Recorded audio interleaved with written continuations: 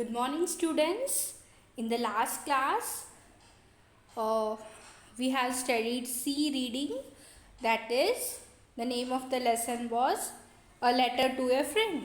I think you remember the story of that lesson. Yes, what was that story? The story was about two friends, isn't it? And do you remember the names of those friends? Yes, one is Ramesh and one is Suresh. Ramesh and Suresh are friends. Ramesh lives in Hyderabad.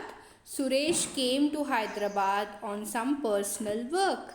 He asked Ramesh to meet him at certain place, but Ramesh could not meet him.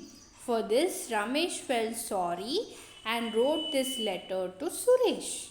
In his letter, firstly, Ramesh apologized Suresh for not meeting him in his visit to Hyderabad. He remembered how they both played and spent their time happily with their families. He told Suresh about his busy and meaningless life.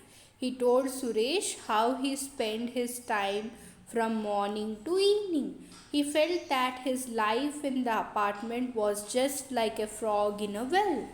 He reminded Suresh many events of his childhood with him, like playing games, going to swimming pool, doing all the work together in school, going on a picnic, celebrating Dasara and Deepavali, etc. He pitied his daughter, who was always silent and spent all her time playing computer games in a very limited world. He felt that he missed the real world in city life. He felt that he missed everybody and everything in his busy life. Finally, he was happy that he had found time to write to Suresh and share his feelings. So this was the story in a in C reading, which is A Letter to Your Friend. Today we will be moving to the new unit. Unit is 2 and the theme of the unit is social issues. In that we will be seeing A reading, and the name of the lesson is Oliver Asks for More.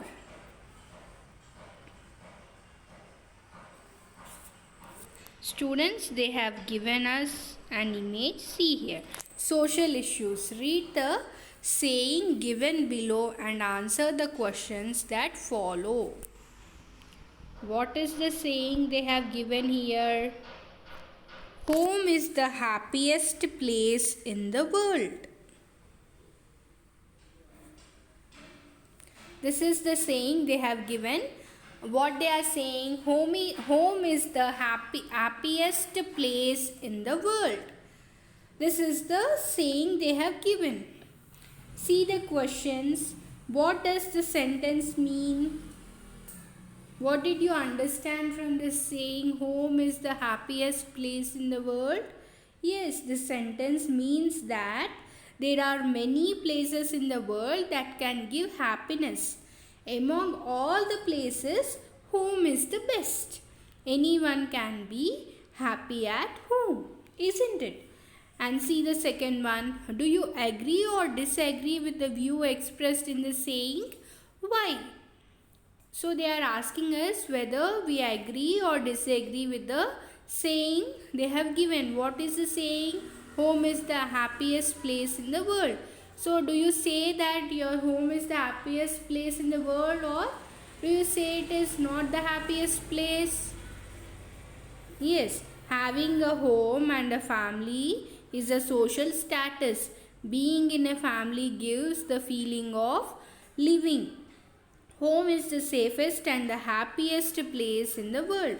One can feel secure and happy at a home among one's family. So, we agree with the view expressed in the above statement, isn't it? So, we will see. Now, we will see the lesson.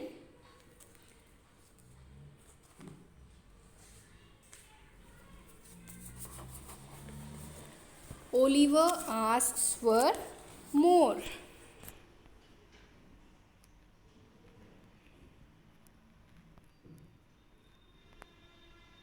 This is an extract from the novel Oliver Twist, written by the British novelist Charles Dickens in 1812 to 70. It is the story of an orphan boy named Oliver who is brought to a children's home.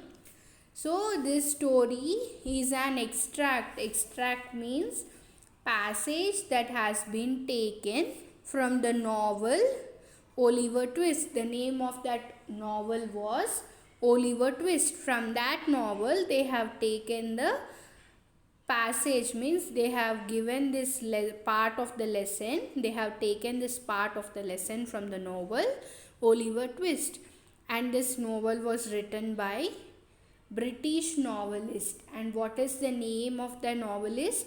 Charles Dickens. And it is a story of an orphan boy. Orphan means a child whose parents are dead. So this, in this lesson, it is the story of an orphan boy and his name is Oliver. He is brought to a children's home. Mr. Bumble walked on with long strides. Little Oliver, firmly grasping his gold-laced cuff, trotted beside him. Mr. Bumble walked on with long strides. Strides means long steps. So, who the person is? Bumble. Mr. Bumble, he was walking on with the long steps. Little Oliver firmly grasping. Grasping means taking a firm hold in his firm hold. Means he is holding his gold-laced cuff firmly, and he is tottered means ran and walked fast, taking short quick steps beside him. So Oliver was firmly holding his gold-laced cuff in his hand, and he was little bit, how he was walking, like as if he is running. So he is walking along with Mr. Bumble on the long steps. Oliver had not been within the walls of the workhouse a quarter of an hour when Mr. Bumble informed him that the board had said he was to appear before it forth. So Oliver had not been within the walls of the workhouse, means as he was not there before in the workhouse. So Mr. Bumble informed Mr. Bumble, what did he inform the Oliver? That board had said he want to appear before it forthwith, means board want to see Oliver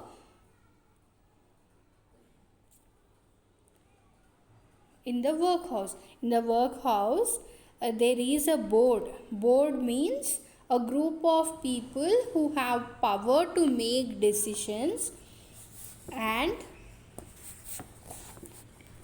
control an organization. So that people want to see Oliver because Oliver was not there before in the workhouse. So they wanted to see Oliver. So that only Bumble has informed to Oliver that board asked you to appear in front of them.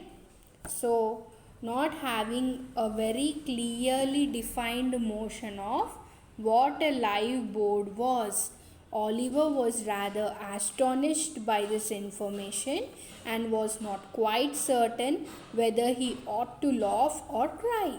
He had no time to think about the matter. Mr. Bumble asked Oliver to follow him into a large whitewashed room where 8 or 10 fat gentlemen were sitting round the table. So, by listening the words of Bumble, he was not having any idea about what a live board is. So, live board means clear, life bored means bored with life.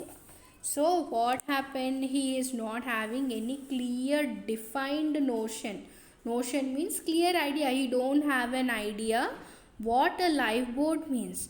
So he was rather astonished. Astonished means he was surprised by the information, and he was quite certain whether he ought to laugh or cry. Means he don't know. By listening the information, he was confused whether to laugh or to cry. He don't know what to do, and even he don't have time to think about it. So by the time only, Bumble asked Oliver to follow him into a large white washed room where 8 or 10 fat gentlemen were sitting round a table. So Bumble asked Oliver to follow him into a large white room where 10 to 8 gentlemen were sitting round a table. At the top of the table, seated in an armchair, rather higher than the rest, was a particularly fat gentleman with a very round red face. So, in that room, he said that 8 to 10 persons, gentlemen, were sitting round the table. In that, he is explaining that at the top of the table, seated in an armchair, higher than the rest, means as there are 8 to 10 members, in them one person was sitting in the middle with little bit higher, means high chair. So he was sitting little bit high when compared to the other persons in the board, and that person was very and that person was a particularly fat gentleman with a very round and red face. How that man was? He was fat and his face was round and red. Bow to the board, said Bumble. Oliver brushed away 2 or 3 tears that were lingering in his eyes, and seeing no board but the table, bowed to that. What's your name, boy? Said the gentleman in the higher chair. So, what did Bumble said to him? To bow to the board. Bow to the board means move one's head or the top half of one's body forward and downwards as a sign of respect. Normally, if we see any elders, we bow and wish them. The same way, Bumble asked Oliver to bow to the board. But Oliver, by listening that words, Oliver brushed away 2 or 3 tears. Brushed away means dropped. He was crying. He started crying slowly. So 2 or 3 tears from his eyes dropped down, that were lingering in his eyes. Lingering means exists somewhere. So that 2 or 3 eye drops, it was in his eyes.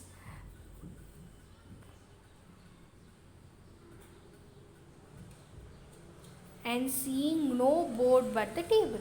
So this Oliver don't know what the board means. He was thinking board means normally we have a blackboard or a green board in the class, isn't it? The same way he was searching for that board, but he didn't find any board over there. But he can see a table in front of him. He bowed to that table only, and one of the gentleman who was sitting in the high chair, he asked him, what's your name, boy? So he was asking Oliver, what is your name? Oliver was frightened at the sight of so many gentlemen, which made him tremble.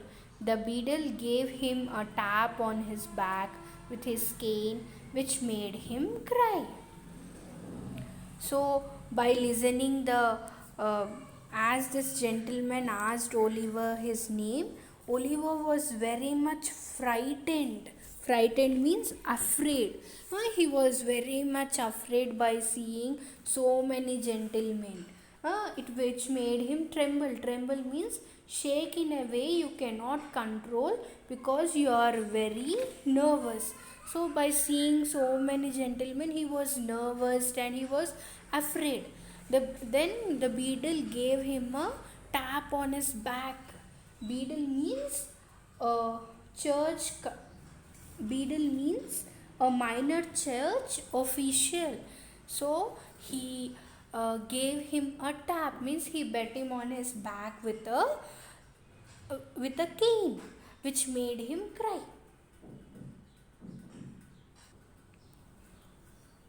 Boy, said the gentleman in the high chair, listen to me. You know you are an orphan, I supposed. So, as he started crying, that one person in the high chair, as he explained, he was fat and his face was round and red. That person who was sitting in that high chair, he said, boy, uh, do you know you are an, he asked Oliver that, do you know you are an orphan? So for that, what did Oliver said? What's that, sir? Inquired poor Oliver. As he, even that Oliver, he not even know what the orphan is. So he asked that person, what is that, sir? The boy is a fool. I thought he was, said the gentleman in the white waistcoat. So, the other man who was sitting beside him, who was wearing white waistcoat, he said, the boy is a fool. I thought he was. So, he is saying that as Oliver don't know what is the meaning of orphan, and he questioned what it is, the other gentleman in the white waistcoat, he said that this boy is a fool. Hush, said the gentleman who had spoken first. You know you have got no father or mother, and that you were brought up by the parish, weren't you?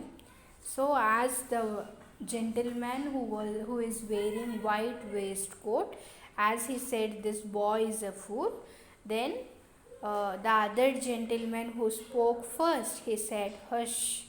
Then by saying that, he was talking to Oliver, saying that, you know, you have got no father or mother, and and you were brought up by the parish. Parish means a church committee. Normally, if children who don't have parents, they stay in orphanage, isn't it? In the same way, this Oliver also was brought up by the church committee. Weren't you? So he is asking. Yes, sir, replied Oliver, weeping bitterly. So, when that man asked him that, haven't you, means as he was questioning that you have brought up with the parish, so he then Oliver replied saying that, yes, sir, and he was weeping bitterly. Weeping means crying. What are you crying for? Inquired the gentleman in the white waistcoat. So the other man with white waistcoat, he was asking, why are you crying for? I hope you say your prayers every night, said the another gentleman in a gruff voice, and pray for the people who feed you and take care of you like a Christian. So, when the gentleman in the white waistcoat questioned him that why you are crying, so by the time another gentleman, he said, I hope you say your prayers every day. Even we also say our prayers daily, isn't it? So he is questioning the same, that I hope you say your prayers every night, said another gentleman in a gruff voice. Gruff means unfriendly, deep and rough. Means he was not friendly with the boy. He was he said that I hope you say your prayers every night. And he said that you pray for the people who feed you and take care of you like a Christian. Then what did Oliver said? Yes, sir, stammered the boy. Stammered the boy. Stammered means spoke with difficulty, repeating sounds or words, often stopping. So, stammered means spoke with difficulty, repeating sounds or words, often stopping. So, well, you have come here to be educated and taught a useful trade, said the red faced gentleman in the high chair. As the other gentlemen were saying Oliver that you have to pray every night and pray for the people who feed you and who take care of you, all those things. By the time the person with the red face, he said, you have come here to be educated and taught a useful trade. So you will begin to pick up Occam tomorrow morning at 6 o'clock, added the surly one in the white waistcoat. As the red-faced gentleman was saying that you are brought here to get educated and taught a useful trade. By the time the gentleman in the white waistcoat, he said that you will be picking up Occam tomorrow morning. Occam means loose fiber obtained by untwisting and picking apart old ropes. So he said that you have to pick Occam tomorrow morning at 6 o'clock. Who said? The person in the white waistcoat.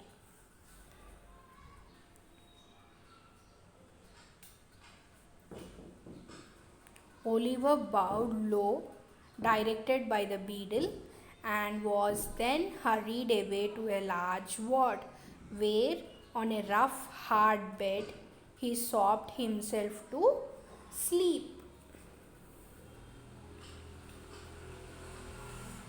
So, after uh, talking to the board, Oliver again he bowed low, means again he bowed to the board, and as directed by the beadle, means as he said to bow the board, he bowed the board, and he was then hurried away to a large ward, means Oliver was taken to a large ward where, on a rough hard bed, he sobbed himself to sleep.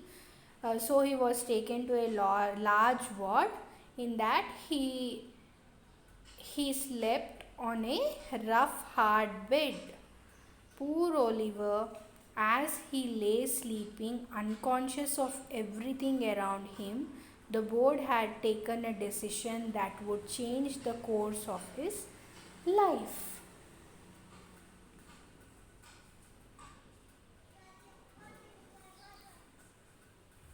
So that night Oliver was sleeping on a hard, rough bed. So as he was sleeping unconsciously, the board has taken a decision that uh,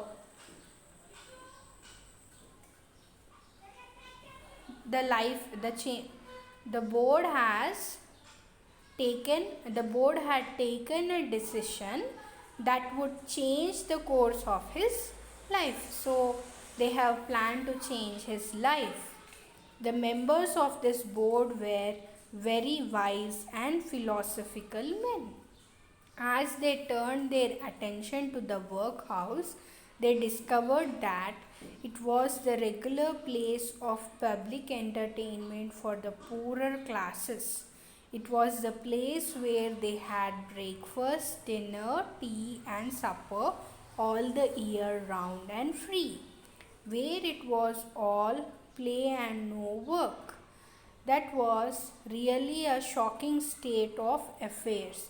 They were of the opinion that the poor should be given only two alternatives either to starve quickly outside the workhouse or gradually inside the house. With this view, they decided that the inmates of the workhouse would be issued 3 meals of thin gruel a day with an onion twice a week.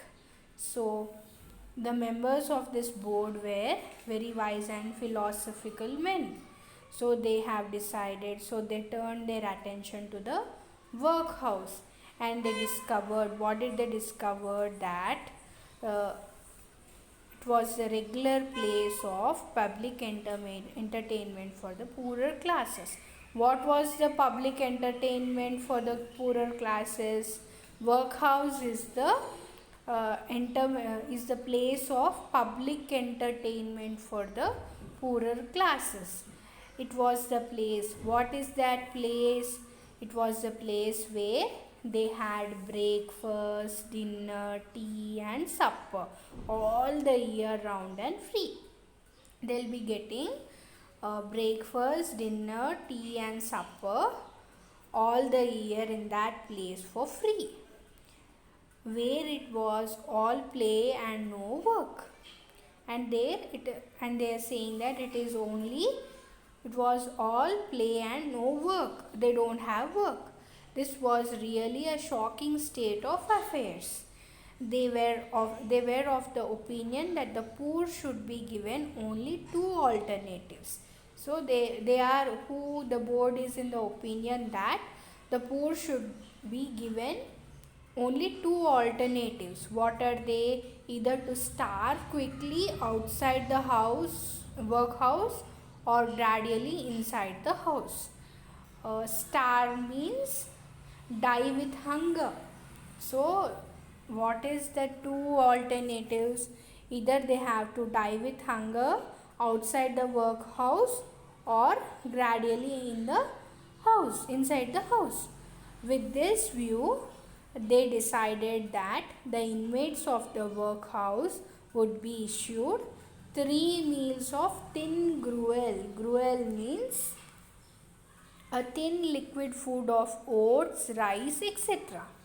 Gruel a day with an onion twice a week. So what they have decided to give the inmates of the workhouse, they have decided to issue 3 meals. What is the meal they will be offering? Thin gruel. Gruel means a thin liquid made of oats and rice. Even we also prepare sometimes, isn't it? So that one they'll be offering daily 3 meals of thin gruel a day. So they'll be offering 3 times, means breakfast, lunch and dinner. Normally we will not, even if you in our house, if we offer the same food in the 3 times, even you will not eat, isn't it? But here they will be offering the same food 3 times and an onion twice a week. Means they'll be making that gruel with an onion twice a week, and the remaining days the thin gruel only they'll be getting. So this is the story, and we will be completing the remaining part of the lesson in the next session. And here are some hard words for you. Oliver, British, novelist, Charles Dickens, Straits, torted, astonished, information, oath, brushed, lingering, frightened, tremble, beadle, waistcoat, parish, weeping, gruff, stammered, oakum, unconscious, philosophical, attention, entertainment, alternatives, starve, gruel.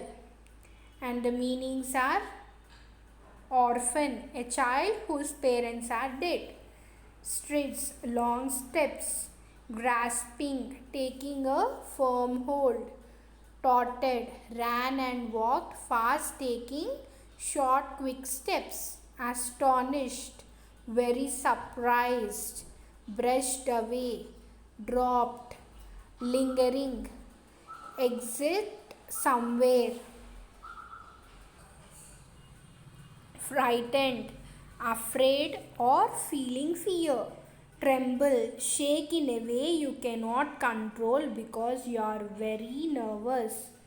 Beadle, a minor church official. Parish, a church committee. Gruff, unfriendly, deep and rough. Stammered, spoke with difficulty. Oakum, loose fiber obtained by untwisting and picking apart old ropes. Surly, serious or angry. Starve, die from hunger. Gruel, a thin liquid food of oats, rice, etc. And home assignment is write hard words and meanings in your notes. Students, I have given you the hard words as well as the meanings for you.